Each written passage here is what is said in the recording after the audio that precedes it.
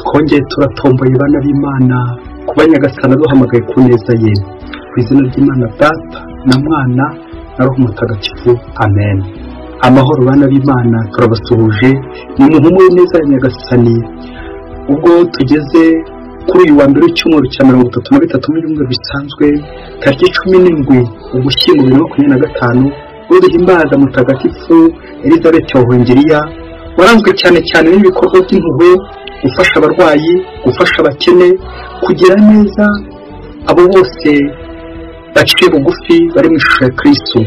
Nawe nanjye turasabwa cyane kumwigana, tugirira abandi neza, cyane ababaye, bene abo bose Yezu afata ishusho yabo kugira ngo tubagirire neza igihe cyose. Ndamasomo ajye kudufasha kubona neza kandi dukore ikiri cyiza gishimisha Imana.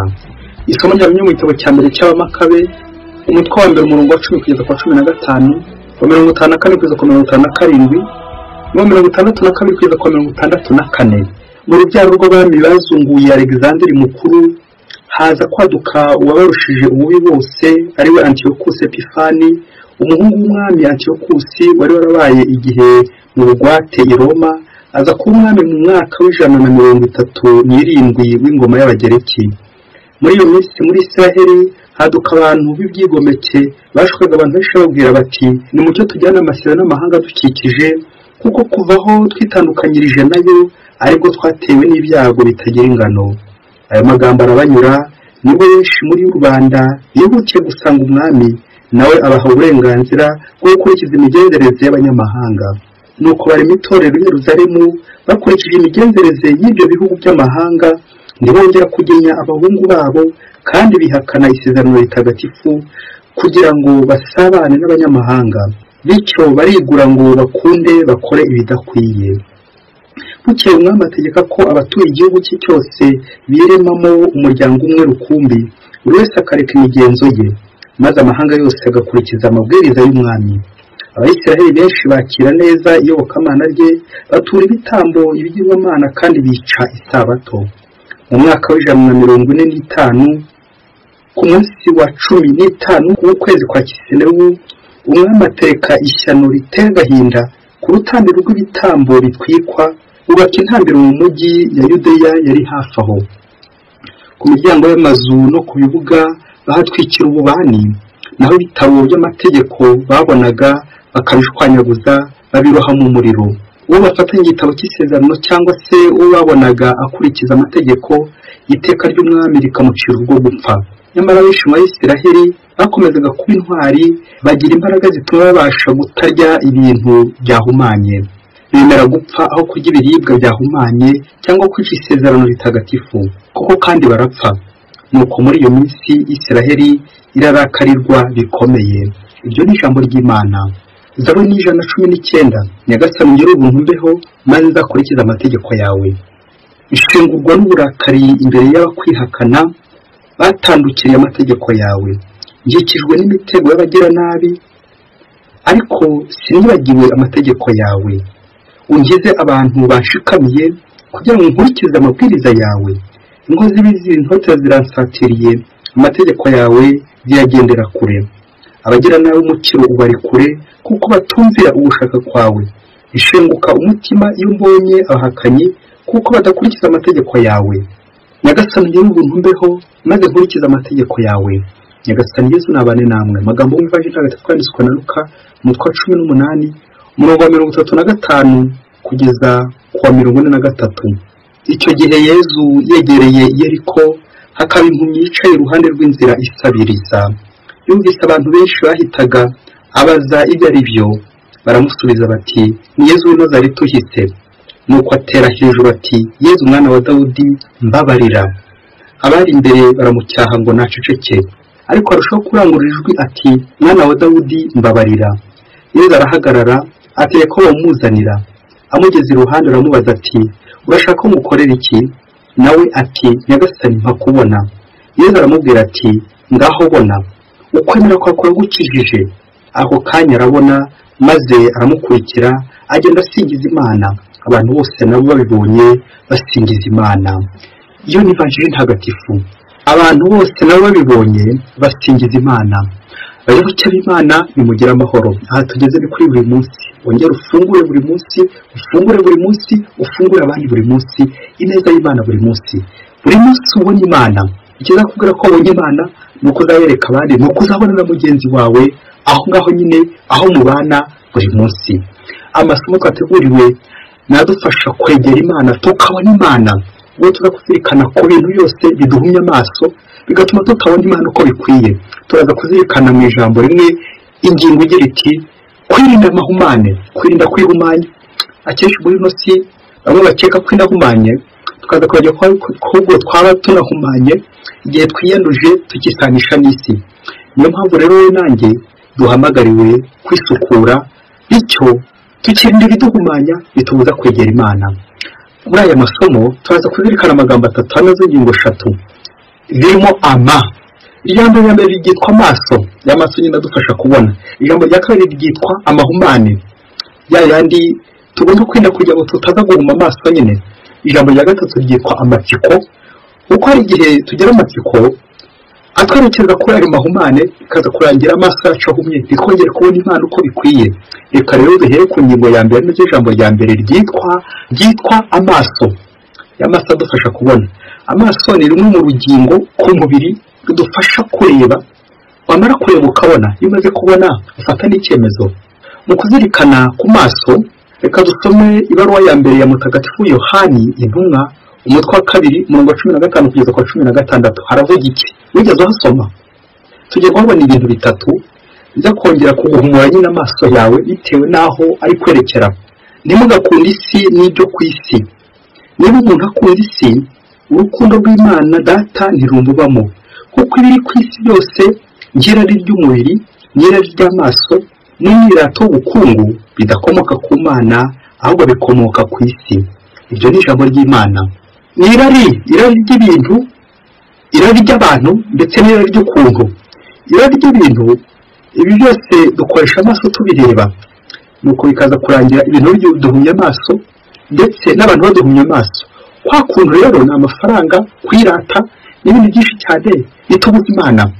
Ni kangahe ibintu, abantu n'ukuntu bitubuza Imana ntitubashe kubona ubuntu bw'Imana? Nk'uko tubizi, umushefu aba afite n'abagaragu be. Ku mubiri umushefu n'ubwenge ni umutwe. Iyo rero umutwe nawe ufite abagaragu, za ngingo zindi zigenda ziwuzanira amakuru ziwukorera. Rero mu rugendo turi kuzirikana uno munsi n'amaso.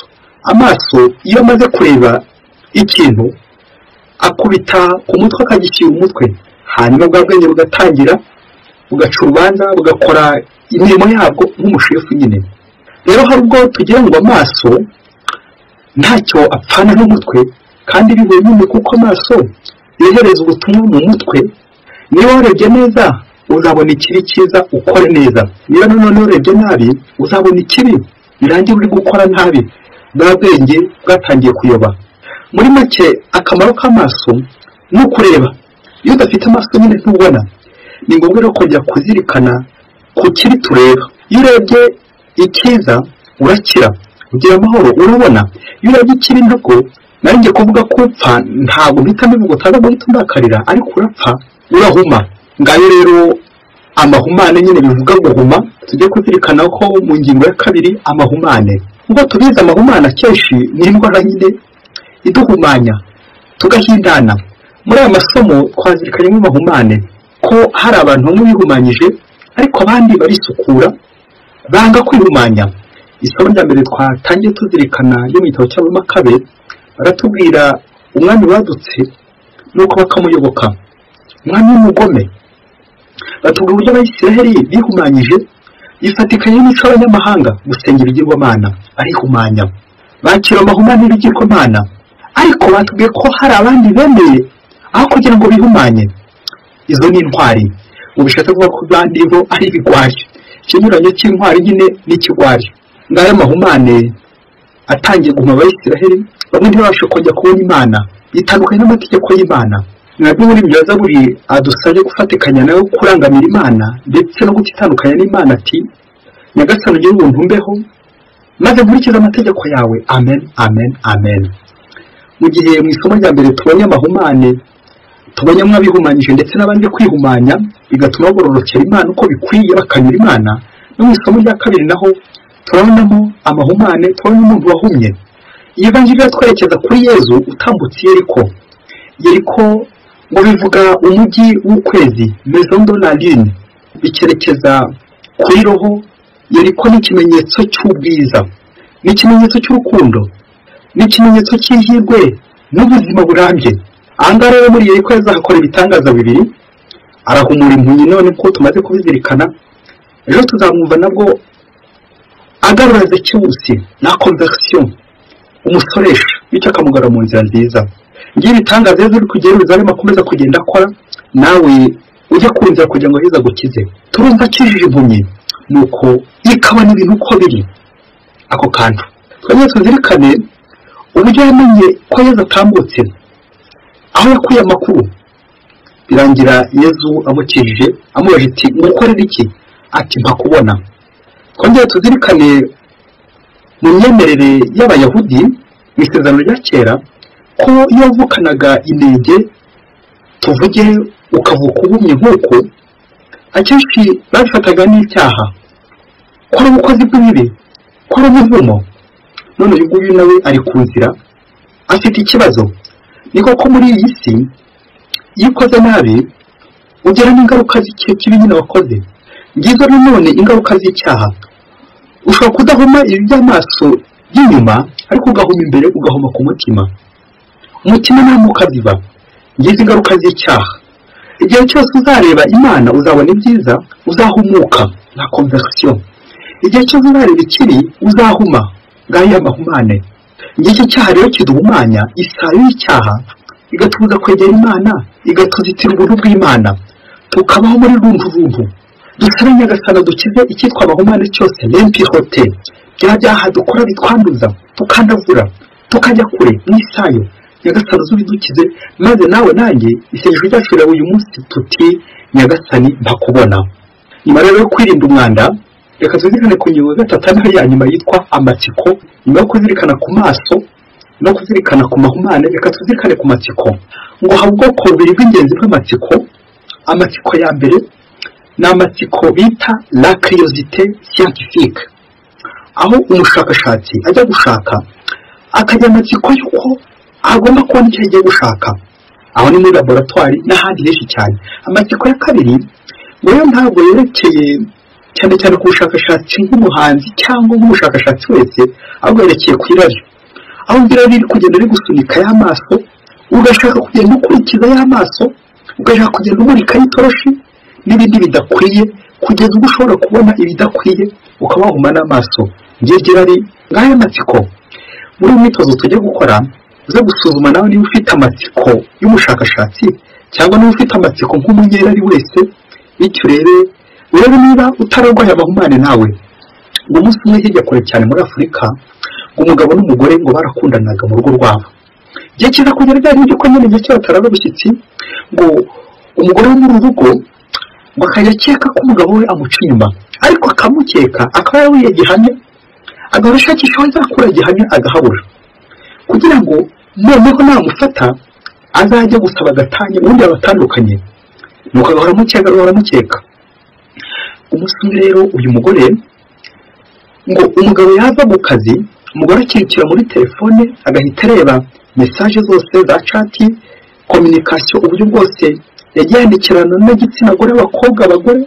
Umugore akabira byose, amakuru yose bahererekanyije mu kwandikirana. Ibyo byose umugore akabireba, cyo message noneho agafata icyemezo ko agenda atubika tumwe na tumwe akadushyingura ahantu agira ngo yegere ibimenyetso byose. Nuko umunsi umwe kera kabaye muri y'amatsiko kugenda areba, aza kugwa kuri message, muri kwa kureba kucunga telefone y'umugabo, aza kugwa kuri message ngo aho bari kuganira n'umukobwa, ati gahunda iri ryari? Umugabo akamusubiza ni saa 9. Ati turahurira mu cyumba cyo hejuru saa 9.